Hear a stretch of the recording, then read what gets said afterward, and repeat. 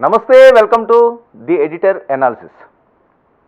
AP రాజకీయాలు రోజుకొక మలుపు. ఎవరు గెలుస్తారు, ఎవరు ఓడిపోతారు, విస్తృత ప్రచారాలు, ఎట్టి పరిస్థితుల్లో ఉన్న గెలవాలన్న తపన, ఓటరు నాడి పసికట్టడానికి పడరాని పాటలు, డబ్బు కూడా మంచినీళ్ళ ఖర్చు పెట్టారు. కోట్ల రూపాయలు ఖర్చు అయ్యింది. జగన్మోహన్ రెడ్డి గారు ఈసారి అధికారం చేపట్టకపోతే చాలా ఇబ్బంది పడే పరిస్థితి. కసితో ఉన్నారు పొత్తు పార్టీలు. ఇప్పటికే సవాళ్ళు విసిరారు. రెడ్ బుక్కులు రాసి ఉంచేమన్నారు, పేర్లు కూడా మెన్షన్ చేసి ఉంచేమన్నారు. మేము అధికారంలోకి వస్తే మేము అంత చూస్తామని. అధికారంగా రాకపోతే వైఎస్ఆర్సీపీకి పరిస్థితి ఎలా ఉంటుంది ఊహించడానికే ఆంధ్రప్రదేశ్ రాజకీయాలు అందని విధంగా ఉన్నాయనొచ్చేమో. మరొక వైపు పొత్తు పార్టీ ఓడిపోయినా జగన్మోహన్ రెడ్డి గారు ఆ పార్టీలనే పూర్తిగా కనుమరుగయ్యేలా చేయడానికి కూడా వెనకాడరు అన్నది. పోలింగ్ శాతం విషయానికి వస్తే రికార్డు స్థాయిలో పోలింగ్ అయ్యింది. గత ఎన్నికలతో పోలిస్తే మంచి పోలింగ్ శాతం ఈసారి నమోదవడం జరిగింది. ముఖ్యంగా జనసేన పోటీ చేస్తున్న 21 స్థానాల్లో పోలింగ్ శాతం ఏ రకంగా ఉంది వివరంగా తెలుసుకునే ప్రయత్నం చేద్దాం. అంతేకాకుండా అక్కడ గెలుపోవటంలో కూడా ఒకసారి పరిశీలిద్దాం. యలమంచిలి నేను ముందుగానే ప్రస్తావించాను కదా, అనకాపల్లి పార్లమెంటరీ పరిధిలో ఉన్న నియోజకవర్గం ఇది. యలమంచిలి నియోజకవర్గం 3వ సీటు అదే పార్లమెంట్లో తీసుకోవడం జరిగింది. ఇక్కడ బరిలో ఉన్న అభ్యర్థులు రమణమూర్తి రాజు, కన్నబాబు రాజు అంటారు. ఈయన్ని సీనియర్ పొలిటీషియన్, రాజకీయాల్లో సక్సెస్ రేషియో ఎక్కువ ఉన్న వ్యక్తి. ఎలక్షన్ ఎలా చేయాలో అంటే గంట, అవంతి శ్రీనివాస్, కొంత పేర్లు ఉన్నాయి ఆ ప్రాంతంలో ఉన్నవాళ్ళు. వాళ్ళు సక్సెస్ ఎక్కువ ఉంటుంది. అదేవిధంగా ఈయన కూడా ఎలక్షన్ బాగా చేసుకోవడం, ఎలక్షన్ ఇయర్ చాలా బాగా చేయగలరు, చాలా మేనేజ్ చేస్తారు, మంచి ఓట్ బ్యాంక్ తెప్పించుకుంటారని పేరున్న వాటిల్లో ఈయన ఆ ప్రాంతాల్లో. ఈయన మీద మనం పోటీ చేసేది ఎవరు? సుందరపు విజయ్ కుమార్. గతంలో తెలుగుదేశం పార్టీ నాయకులుగా ఉన్నారు. అయ్యన్న పాత్రుడి గారు అనుచరుడిగా ఆయన చాలా కాలం జర్నీ చేశారు. ఆ తర్వాత తెలుగుదేశం పార్టీలో ఉండలేక బయటకు వచ్చి జనసేనతోటి ఆయన ముందుకు సాగుతున్నారు. 2019 నుంచి కూడా ఆయన రాజకీయ పరంగా అక్కడ యాక్టివ్గా తనకున్న శక్తితో ముందుకు సాగుతున్నాడు. కానీ ఆర్థిక పరంగా అక్కడ ఉన్న ఈక్వేషన్స్ పరంగా కన్నబాబు రాజు మీద మంచి ఫైట్ ఎదుర్కోపోతున్నాడు ఆయన. అంటే తెలుగుదేశం పార్టీ అండదండలో పూర్తిగా ఉండాలి విజయ్కి అక్కడ గెలాలి అనుకుంటే. అంతేకాకుండా సామాజిక పరంగా కూడా ఈసారి ఓట్ బ్యాంక్ సంపాదించుకోగలగాలి. ఆర్థికంగా కూడా మరి ఆయన ఎంతవరకు జనాల్లో నిలబడ్డారో అన్నది ఒక్కొక్కరు ఒక్కో రకంగా చెప్తున్నారు.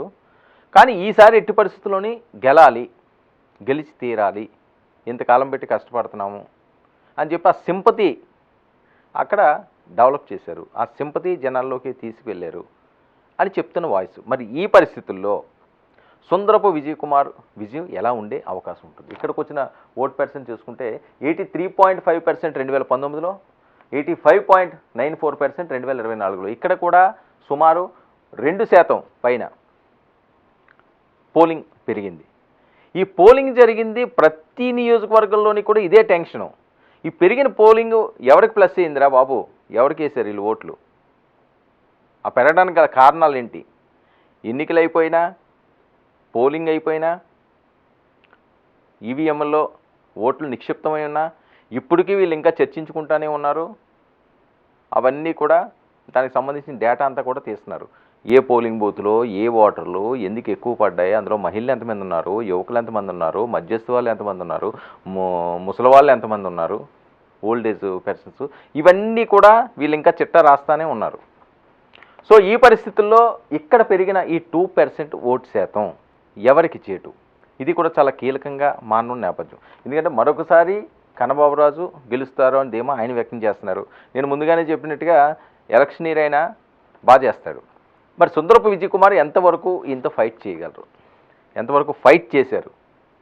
పవన్ కళ్యాణ్ అలాగే తెలుగుదేశం పార్టీ ఆ రెండు ఆయనకి బలం.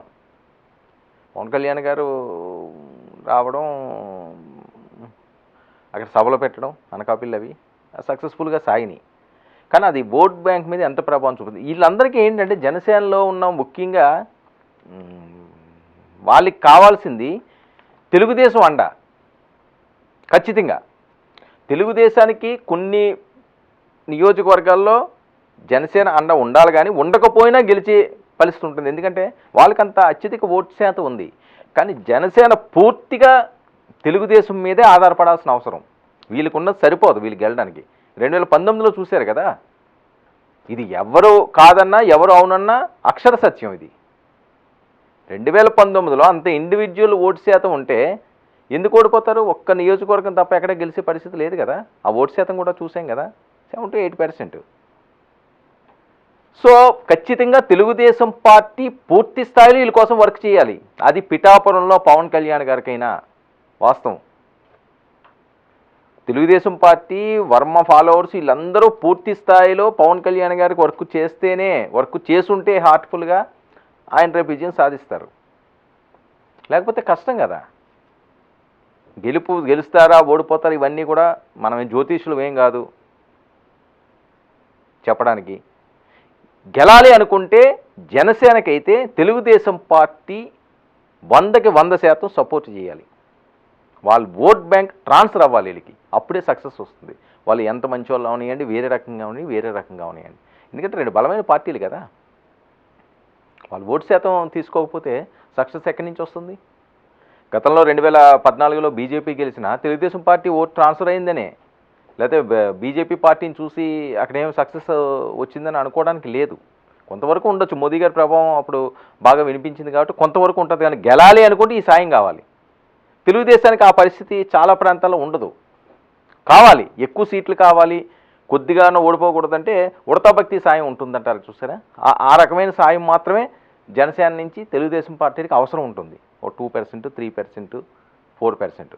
కానీ వీళ్ళకి 25 to 30% పైన రావాలి టీడీపీ నుంచి. ఇంకా ఎక్కువ రావాల్సిన అవసరం ఉంది కూడా. గెలాలి అంటే అది కూడా సరిపోదు వీళ్ళకున్న ఓటు శాతం. అంటే గతంలో చూసుకున్న దానికి నేను కంపేర్ చేసి చెప్తున్నాను. ఓకే, ఇప్పుడు బాగా పెరిగింది అంటున్నారు, పెరిగితే 15-20 పెరిగి ఉండొచ్చు. అయినా ఇంకో 20 కావాలి కదా, 20-25 కావాల్సి ఉంటుంది కదా. సో ఆ రకంగా అయ్యిందా లేదా అన్నది ఇప్పుడు టెన్షను వీళ్ళందరిలోని. సో మరి ఇక్కడ పెరిగిన ఈ ఓటు శాతం పెద్దగా ఎక్కువేం పెరగలేదు కాబట్టి మరి దీని ఎఫెక్ట్ ఎలా ఉంటుంది? 2%.